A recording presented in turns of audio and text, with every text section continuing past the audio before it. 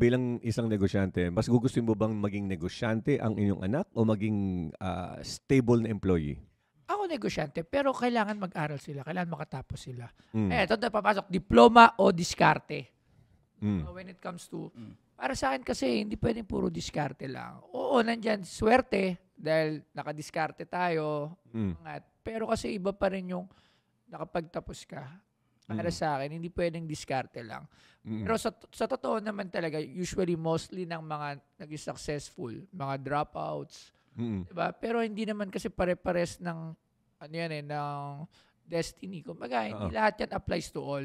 So, mas maigi pa rin na nakapag-aral lahat. Saka samahan mo ng diskarte. So binanggit natin kanina na may mga European countries na mas mataas yung financial literacy nila kumpara sa atin.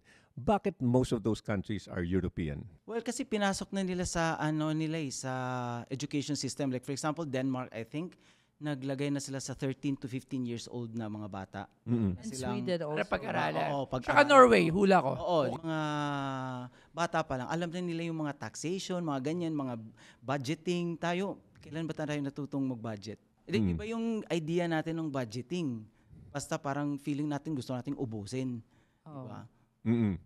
Na kapag may hawak tayong pera, ang unang iniisip is gastos, hindi i-save. Oo, kasi may kaibigan ako na nagtuturo siya ng financial literacy. Ang sabi ko, ano mako-comment mo about people? Sabi niya, isa talaga, feeling ko parang may galit ang mga tao sa pera dito sa Pinas. Pinas, no? May galit sa pera. O, parang gustong ubusin talaga. Parang hindi satisfied kung di ubos. Ako, sa tingin ko from my experience, hindi natin ini-empower ang mga youth para humawak ng pera. Ang napansin ko when I'm with my in-laws or kunyari sa ibang bansa, 8, 9 years old pa lang, sige, this is, kunyari, 20 euros. You can only buy something 20 euros. So, parang binibigyan sila ng autonomy na sila ang bibili at magbabudget. Kung ano gusto mo, basta yan yung allowance mo.